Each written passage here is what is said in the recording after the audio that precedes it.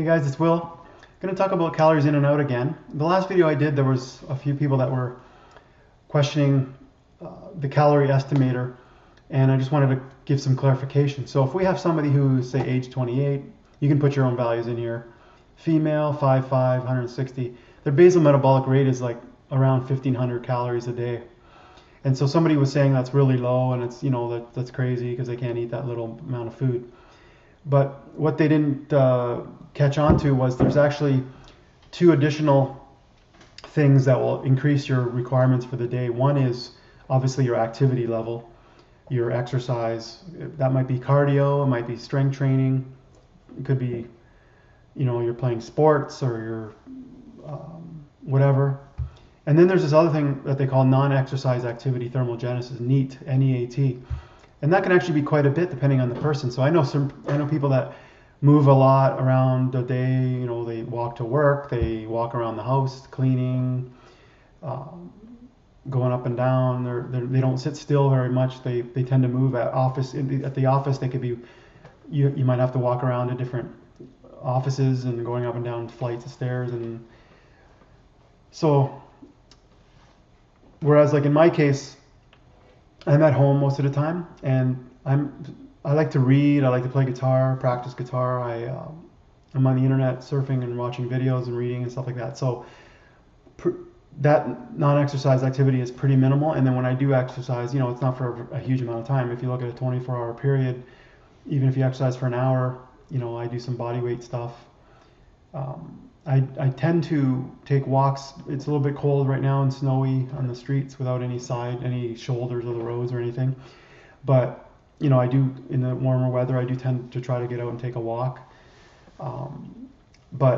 So this video is to help people who might be hitting a plateau, might be having a problem. You might want to get really lean, like for calisthenic purposes, like lower your body weight, or you might want to be, if you're modeling or fitness, you want to have more definition and get abs and stuff like that. You can either reduce your caloric intake and or increase your activity or your non-exercise activity. And as I mentioned in the previous video, even 150 to 100 calorie deficit or difference in daily intake can have a 10-pound difference in your weight overall. But that'll take, obviously with 100, if you cut back 100 calories or increase your activity by 100, that's going to take quite a long time to see those results. But a small difference in intake will have a large impact over time. So if you want to go the slower and steady route, you don't have to make a drastic change. Like I mentioned, that you can cut 500 calories a day or reduce or create a deficit of 500 between exercise and caloric intake, and that'll be about a pound a week of fat loss on average. And so when people have, like in this person's case, if they had a BMR of 1,500 and they're thinking, well, I got to cut 500 calories, that's down to 1,000, which is crazy for them. But there's also, like I said, the non-exercise, and the exercise. And the other thing is, so like, let me just give you an example. If we put very active in here, their caloric intake goes up to 2,500. So that's 1,000 more calories if they're very active. And this is a bit of a rough guideline because, obviously you're going to have the non-exercise and the exercise. But it's going to depend. You get people who are saying they're eating 3,000 and maybe they're doing weights or they're doing a lot of exercise, and maybe they're overestimating their calories. It's really hard to say. But if you're having an issue, it might be beneficial to get a general sense of your caloric intake just for a little while, like use MyFitnessPal or something like that, and get a general idea of how much you're eating. And you don't have to cut, portions per se, but like I mentioned in other videos where you add more veggies, add more broccoli, spinach, cauliflower, carrots, and beef up the non-starchy veggies, which are bulky, big volumes that you can fill your stomach with, but they're not high in calorie and there are lots of nutrients in there. So what I wanted to mention was the basal metabolic rate is not the only part of your caloric needs for the day. You've got non-exercise activity and you've got exercise, which gives you a lot more calories to deal with, like you can see here. That's one point. The other point is you don't have to cut 500 calories a day, or you don't have to create a 500 calorie deficit. That's just if you want to lose a pound a week. And if you're okay with a slower transition, you don't have to make such a drastic change.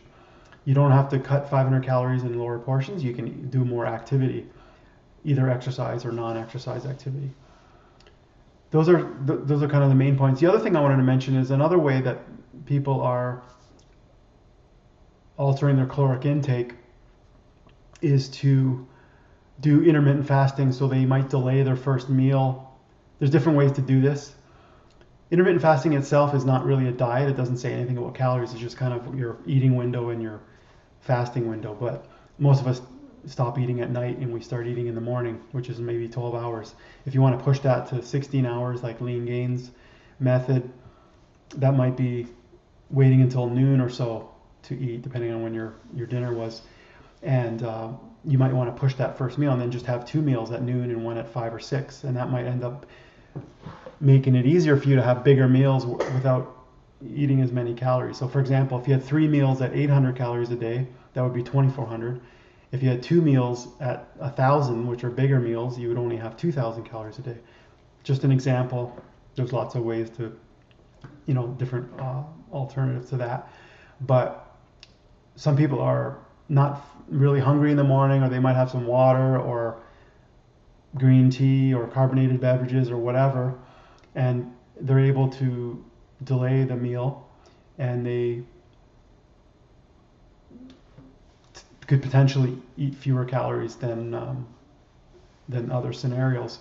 It doesn't necessarily mean you're going to eat fewer calories. You could eat more during a fasted window, like during a intermittent fasting structure. You could still eat. When you go to eat, you could still exceed your daily requirements just as easily. It doesn't guarantee any reduction, but it's just an option some people find, is that when they don't eat as frequently and they delay, there's a longer period where they don't eat, they're able to eat fewer calories and potentially even more larger meals. And so that's an option that I just wanted to throw out there.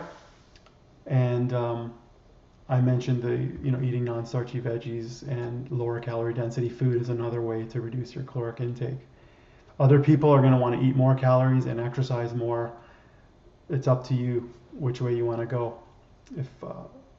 If you're having troubles, these are some of the ways that I'm recommending. A lot of people aren't having any issues. They're very active. They're eating a lot of food, and that's great if that's working for you. But I try to provide, it's just people, especially when you're eating, like you're not counting calories and you're just eating to your full. There's really a lack of awareness of how many calories you're eating. So it could be helpful to just estimate that just for a little while with some of these calculators and these apps, and you might be surprised that it's more than you think. And hope that helps you guys. Let me know what you think. Talk to you later.